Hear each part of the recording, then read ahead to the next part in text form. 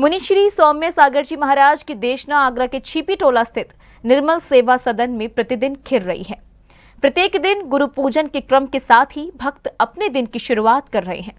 मुनिश्री सौम्य सागर जी महाराज सत्संग इन दिनों आगरा के छिपी टोला स्थित निर्मल सेवा सदन में विराजमान है। पूरे नगर से साधर्मी मुनिश्री के समक्ष श्रीफल भेंट कर उनके प्रांगण में पधारने के लिए निवेदन कर रहे हैं। इसी क्रम में ही 13 जून को आगरा दिगंबर जैन परिषद के पदाधिकारियों ने मुनिवर के समक्ष श्रीफल भेंट कर हरिपर्वत स्थित श्री शांतिनाथ दिगंबर जैन मंदिर में पधारने के लिए निवेदन किया।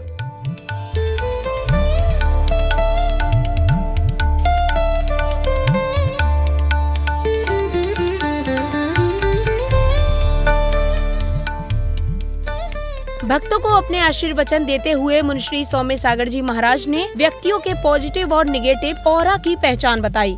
एक बात और इस ऑरा के बारे में आपको बता दें, हर वस्तु का ऑरा है, हर व्यक्ति का ऑरा है, लेकिन अंतर इतना है, निर्जीव वस्तु का ऑरा फिक्स्ड होता है, जैसा एक बार है वैसा ही रहेगा। और जो अलाइव बीइंग हैं या जीव हैं, उनका ऑरा उनके भावों के हिसाब से चेंज होता रहता है। यदि आप नकारात्मक भाव किए हैं तो आपका ऑरा भी नेगेटिव हो जाएगा। आप यदि संतुलित भाव किए हैं तो ऑरा आपका सीमित रहेगा, और यदि पॉजिटिव या सकारात्मक भाव हैं तो आपका उतना ही पावरफुल ऑरा होगा। जब ऑरा का जिक्र छिड़ा तो मुनिश्री ने आचार्य श्री विद्यासागर जी महाराज की स्मृति में एक प्रसंग सुनाया। मुनिश्री बोले कि एक बार ऑरा स्कैनर सभी का ऑरा चेक करने आया था। एक बार की बात, एक व्यक्ति जो ऑरा स्कैन करता, उसको लगा कि पूज्य गुरुदेव आचार्य विद्यासागर जी महाराज के संघ का ऑरा हमें चेक करना है। तो सबसे पहले उसने सोचा कि शुरुआत में साधुओं से ही ट्राई किया जाए, क्योंकि आचार्य से तो जल्दी हाथ आने वाले हैं नहीं। तो उसने साधुओं को ऑरा चेक करने की कोशिश की। अब कैसे की वो जाने, कब कर लिया उसने, कैसे किया वो जाने।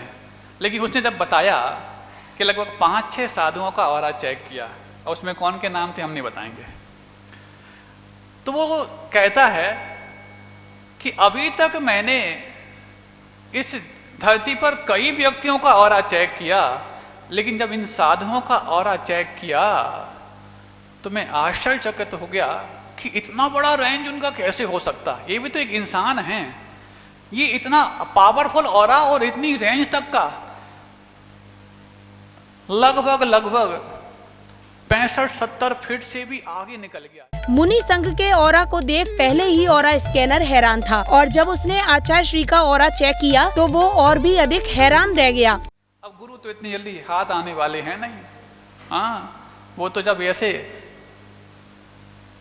फितरती खोपड़ियों को भी अपने अंडर में रख सकते हैं। हाँ, ये कम है क्या? जो अच्छों को नचा के आए उनको गुरुजी ने अपने अंडर में कर लिया। हाँ, गजब के पारखी वो तो। अब इनको कौन हाथ में ले? तो उसने कहा ये अच्छी बात है, गर्मी का समय है, गुरुदेव शाम को विश्राम या शाम को सामायिक खुले में करते होंगे। वो खुले में तो फिर कोई बात नहीं, जब वो सामायिक में बैठेंगे फिर अपन देख लेंगे।